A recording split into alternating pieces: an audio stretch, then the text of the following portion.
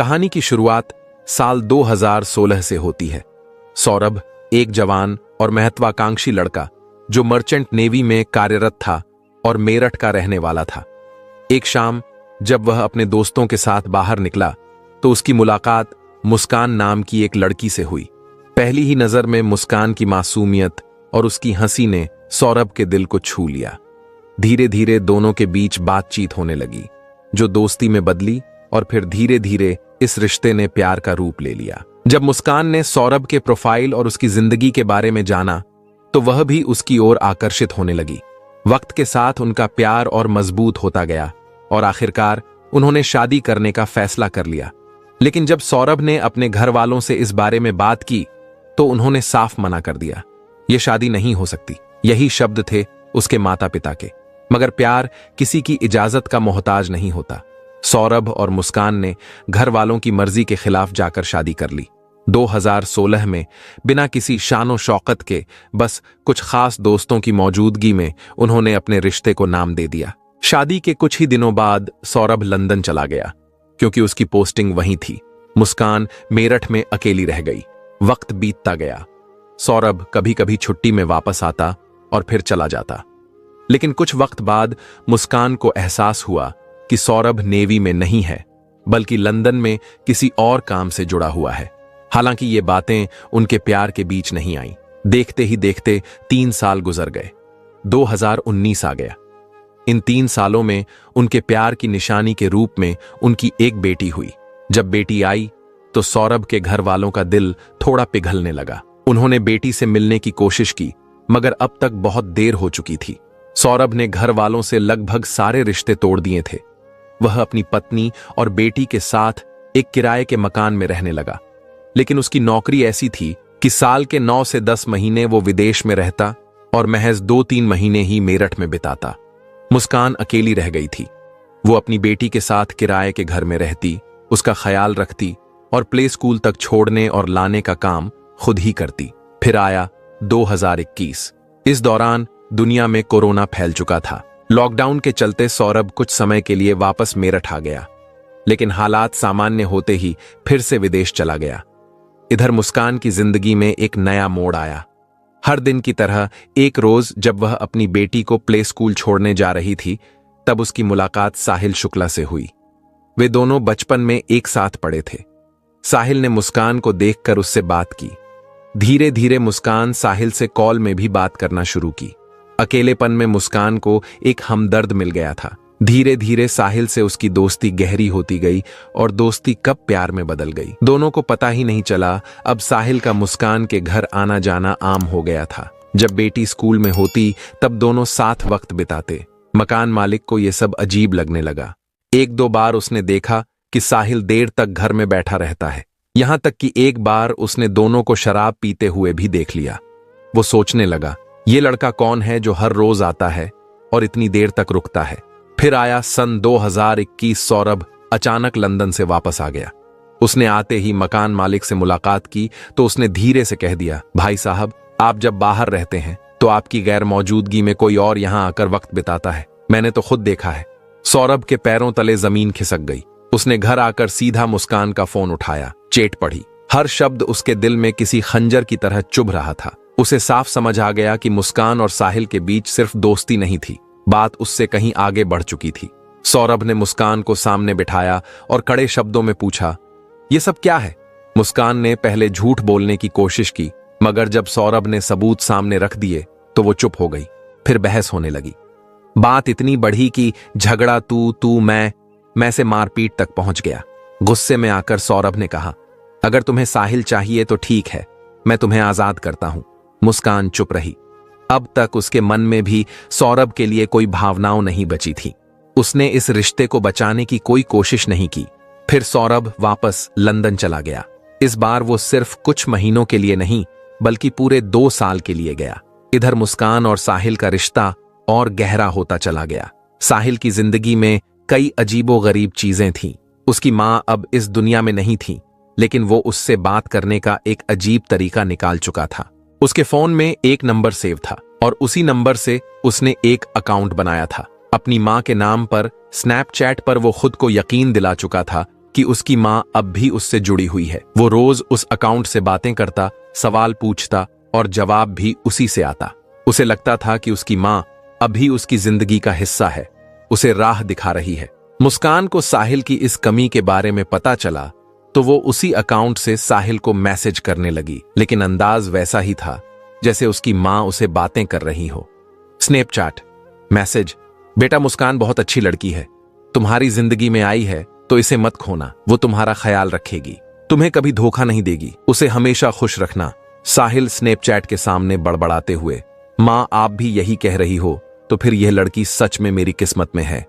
साहिल को यकीन होने लगा कि उसकी माँ खुद उसे मुस्कान की तारीफ कर रही है। अब वो मुस्कान के प्यार में पहले से भी ज्यादा पागल हो गया। उसे लगा कि उसकी माँ खुद चाहती है कि वो मुस्कान से शादी करे।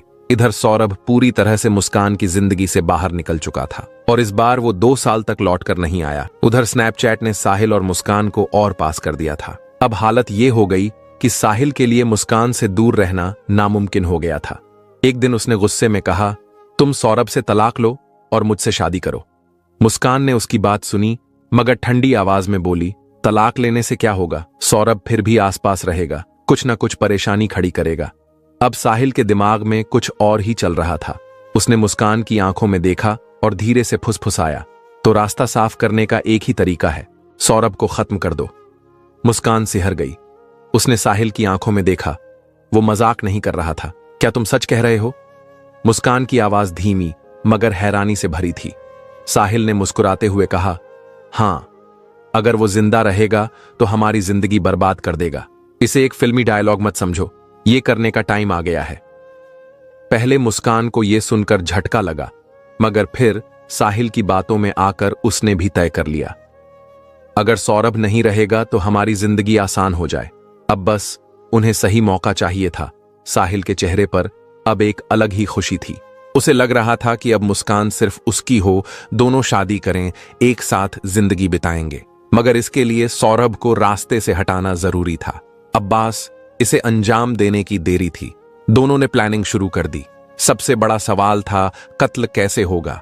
मुस्कान और साहिल ने गूगल पर सर्च करना शुरू किया, अलग अलग तरीके पढ़े, वीडियो देखें, मगर हर बार कुछ ना कुछ अधूरा लग रहा था। फिर फैसला हुआ कि पहले सौरभ को बेहोशी की दवा दी जाएगी, फिर चाकू से वार कर दिया जाएगा। साहिल मुस्कान से फोन पर बेहोशी की दवा कौन सी होगी, पहले ये देखना पड़ेगा। गूगल सर्च, सबसे तेज असर करने वाली बेहोशी की दवा, ऐसी दवा जिससे मौत जल्दी हो जाए। मगर सिर्फ दवा ही काफी नहीं थी, कत्ल के लिए चाकू भी चाहिए था, और वो कोई छोटा मोटा चाकू नहीं होना चाहिए। साहिल ने मुस्कान को भेजा, जाओ अच्छे वाले 2 बड़े चाकू खरीद कर लाओ। मुस्कान एक दुकान पर पहुंची। दुकानदार ने जब इतने बड़े चाकू खरीदते देखा तो हैरानी से पूछा, इतने बड़े चाकू का क्या करोगी? मुस्कान ने बिना झिझक कहा, मुर्गा काटने के लिए चाहिए। दुकानदार ने उसे 800 रुपये में 2 बड़े चाकू दे दिए। अब चाकू भी आ गए, दवा का इंतजाम भी हो रहा था। मगर कत्ल के बाद लाश का क्या किया जाए? पहले प्लान बना, लाश को किसी सुनसान जगह में दफना देंगे। सौरभ के घर वाले वैसे भी उससे ज्यादा लगाव नहीं रखते थे। शादी के बाद वह पहले से ही नाराज थे। अगर सौरभ गायब हो जाता तो कोई खास पूछताछ भी नहीं करता। मगर सवाल था, लाश को दफनाए कैसे? मुस्कान और साहिल को इसके बारे में ज्यादा जानकारी नहीं थी। अब दोस्तों से डायरेक्ट पूछते तो शक हो सकता था, इसलिए साहिल चालाकी से पूछना शुरू किया। साहिल ने अपने दोस्त से कैजुअली तरीके से पूछा, अरे यार, पूजा सामग्री अगर जमीन में दबानी हो तो कितना गहरा गड्ढा खोदना चाहिए? बस हल्का सा खोद कर डाल दो, ज्यादा गहराई की जरूरत नहीं होती। साहिल ने झिझकते हुए फिर पूछा, और अगर कुछ बड़ा गाड़ना हो तो? अब दोस्त चौंकना हो गया, तुम यह सब क्यों पूछ रहे हो? कुछ गलत करने का प्लान तो नहीं बना रहा? साहिल घबरा गया।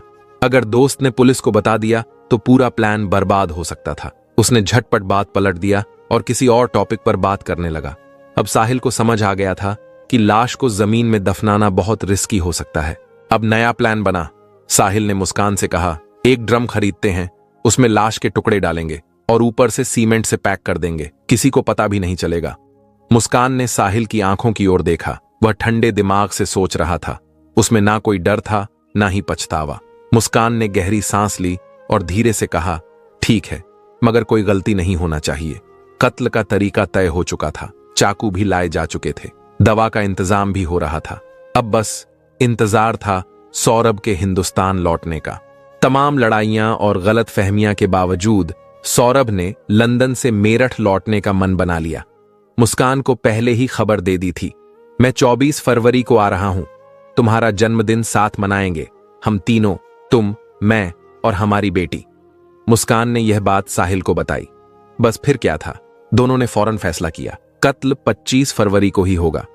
प्लान एकदम साफ था, शराब में बेहोशी की दवा मिलानी है, सौरभ को पिलानी है और जैसे ही वह बेहोश हो चाकू से वार कर देना है। 25 फरवरी की रात आई, घर में जन्मदिन का जश्न मनाया गया, हंसी मजाक हुआ, लेकिन कोई नहीं जानता था कि इस जश्न के पीछे मौत की साजिश रची जा रही थी। मुस्कान ने सौरभ के लिए मुस्कुराते हुए केक काटा, लेकिन उसके दिल में पहले से तय खौफनाक प्लान चल रहा था। जैसे ही रात बढ़ी, मुस्कान ने शराब में बेहोशी की दवा मिला दी। अब बस इंतजार था कि सौरभ इसे पी ले और बेहोश हो जाए, लेकिन सौरभ हंसते हुए, आज नहीं पीऊंगा। मुस्कान का चेहरा उतर गया, पूरी साजिश नाकाम हो गई। वो जबरदस्ती पीला भी नहीं सकती थी क्योंकि शक हो सकता था। अब क्या किया जाए? सौरभ इस बार बच गया था। अगले दिन मुस्कान और साहिल फिर मिले। दोनों के चेहरे पर झुंझलाहट थी। अब क्या करें? थोड़ी देर सोचने के बाद साहिल बोला, 3 मार्च यही सही मौका है। 3 मार्च क्योंकि उसी दिन उनकी बेटी का 2nd क्लास का आखिरी एग्जाम था। मुस्कान की प्लानिंग थी कि जैसे ही पेपर खत्म होगा वह अपनी बेटी को अपनी मां के पास भेज देगी, तब घर में सिर्फ पति पत्नी होंगे, कत्ल करना आसान होगा। 3 मार्च आ गया, बेटी को अपनी मां के घर छोड़ दिया। अब घर में सिर्फ सौरभ और मुस्कान थे। साहिल ने प्लान समझाया और मुस्कान ने उसे अंजाम देने की तैयारी शुरू कर दी। रात ढलने लगी। पिछली बार शराब में दवा मिलाने का प्लान फेल हो चुका था, इसलिए इस बार मुस्कान ने नई चाल चली। सौरभ अपनी मां के हाथों बना हुआ कोफ्ता लाया था और उसने मुस्कान से कहा, इसे गर्म कर दो। यही मौका था। मुस्कान ने कोफ्ते में बेहोशी की दवा मिला दी और फिर प्यार से खाना परोस दिया। सौरभ ने बिना कुछ सोचे समझे खाना खाया। कुछ ही देर में उसकी आंखें भारी होने लगीं और फिर वह बेहोश हो गया। रात के ठीक 12 बजे मुस्कान ने साहिल को फोन किया, वो बेहोश हो गया है, अब आ जाओ।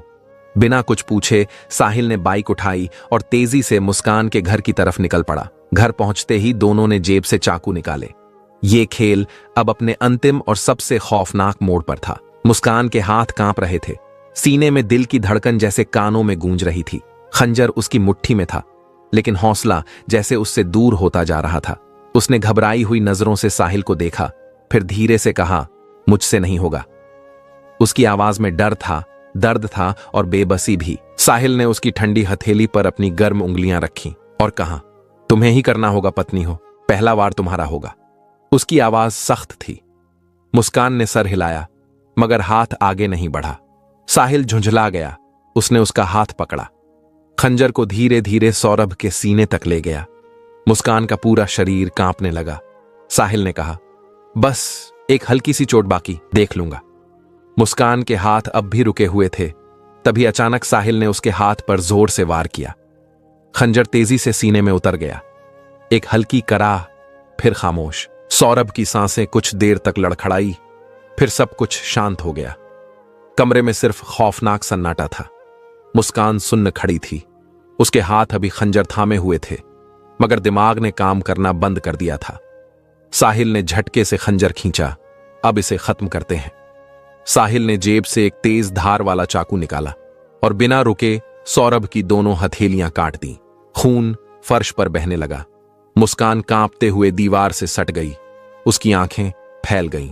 साहिल को कोई झिझक नहीं थी। उसने गर्दन पकड़ी और एक झटके में सिर अलग कर दिया। मुस्कान की रूह कांप गई, मगर अब पीछे हटने का कोई रास्ता नहीं था। पहले से खरीदे गए 2 बैग कमरे में रखे थे। एक बैग में सिर और दोनों हथेलियां डाली गईं। दूसरे में सौरभ का साहिल ने धड़ वाला बैग घसीट कर बेड के नीचे रख दिया। बाकी काम में निपटा दूंगा, कहकर साहिल सिर और हथेलियों वाला बैग उठाकर घर से निकल गया। रात के 3 बजे वो अपने घर की ओर बढ़ रहा था, जो मुस्कान के घर के पड़ोस में ही था। कमरे में अब बस मुस्कान थी। जिस बेड पर वो रोज सोती थी, उसी के नीचे आज उसका पति पड़ा था। बिना सिर, बिना हथेलियों के वो लेटने की कोशिश कर रही थी, मगर आंखें बंद होते ही खून से लथपथ सौरभ का चेहरा दिखता सांसें तेज हो गई। घबराहट बढ़ने लगी। कमरे में उसे एक अजीब सर्द एहसास होने लगा। मैं यहां अकेले नहीं रह सकती, मुझे डर लग रहा है। उसने हड़बड़ाते हुए साहिल को फोन लगाया। डर लग रहा है। साहिल हंसा। तो मेरे घर आ जाओ। मुस्कान को और कुछ नहीं सूझा।